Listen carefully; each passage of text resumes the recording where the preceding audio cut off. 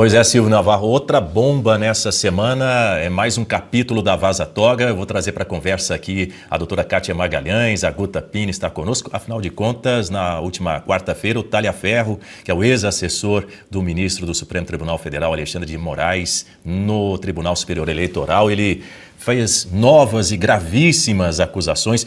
Expôs também ali os dedos duros, no TSE, afirmou que Moraes montou um mutirão de perseguição à direita.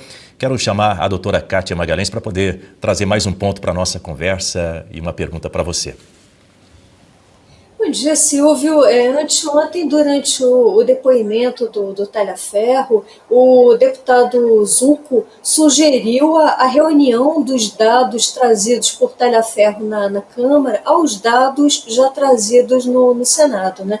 E o que a gente vê na prática são os dias, as semanas passando, dado indo, dado voltando, e o parlamento nada faz, como até destacou o próprio Talhaferro. Qual a sua perspectiva em relação a medidas práticas mesmo, de empichar Alexandre de Moraes, né? De iniciar até um processo criminal contra Alexandre de Moraes? Qual a sua perspectiva diante dessas provas que se avolumam de Talhaferro, né? E provas, segundo ele mesmo, já periciadas, já mantida a regularidade de toda a cadeia de custódia, mas o que pode se esperar de prático dos nossos parlamentares em relação a tudo isso? Doutora, bom dia, é um prazer falar com a senhora. Olha, primeiro, eu acho que a primeira ferramenta nessa hora que o Congresso teria é a CPMI da Vaza Toga.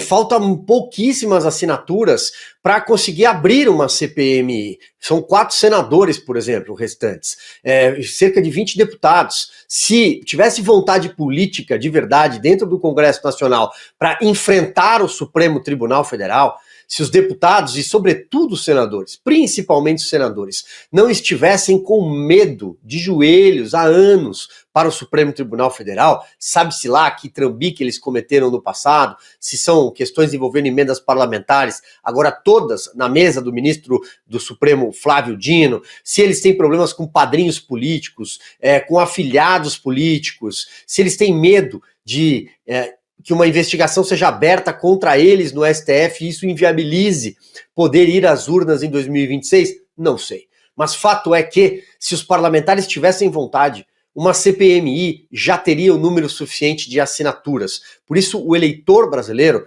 deveria pressionar, deveria encontrar o seu deputado e o seu senador. Hoje é muito fácil encontrar o deputado e o senador. Eles estão em todas as redes sociais.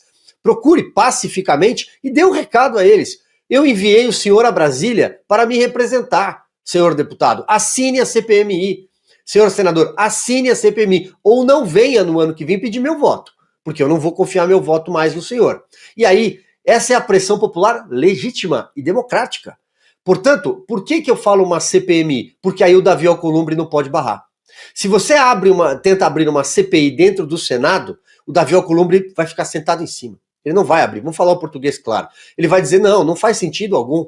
Assim como ele não pauta um pedido de impeachment de ministro do Supremo com 41 assinaturas coletadas, ou seja, está claro que a maioria da Câmara dos Deputados, aliás, mais de 41, a maioria queria sim ver um processo no plenário para que o ministro Alexandre de Moraes se defendesse, para que cada parlamentar se posicionasse como quisesse, mas simplesmente abra. Cumpra o curso democrático, legítimo, o rito, o regimento do Senado permite isso. Mas ele não faz, ele não quer comprar a briga com o Supremo. Ele está do lado desse consórcio de poder.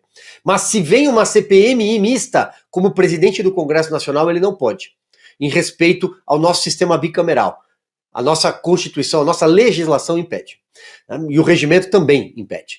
Então, esse seria o primeiro caminho. O Eduardo Tagliaferro, ele tem feito um grande trabalho para o Brasil, em prol do Brasil, que talvez não esteja produzindo tantos efeitos práticos agora, porque a mídia corrompida pelo Estado, a mídia paga, a mídia tradicional, não dá o devido espaço ao que ele está falando. Porque tudo o que ele revelou, a existência de um gabinete clandestino que funcionava concomitantemente entre o STF e o TSE, pelas mãos do ministro Alexandre de Moraes e seus juízes auxiliares, todos sancionados, todos já sofreram algum tipo de sanção, mais pesada ou menos pesada, por parte do governo americano por violação de direitos humanos e perseguição a cidadãos, perseguição a empresas, principalmente empresas americanas.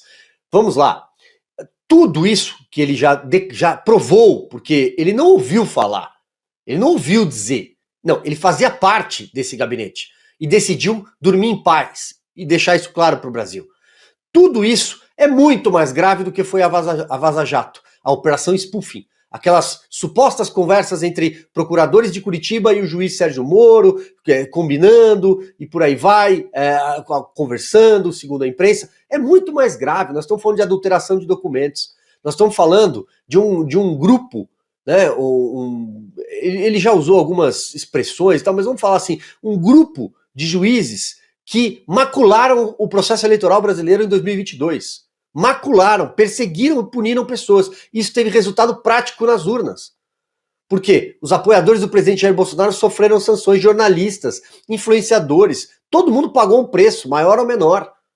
Então eu acho, doutora, isso, que esse é o caminho. Em relação ao impeachment, é isso. Não adianta querer que o Davi Alcolumbre cumpra o próprio regimento da casa que ele preside. Ele não vai fazer. O Davi Alcolumbre vive de conchavos.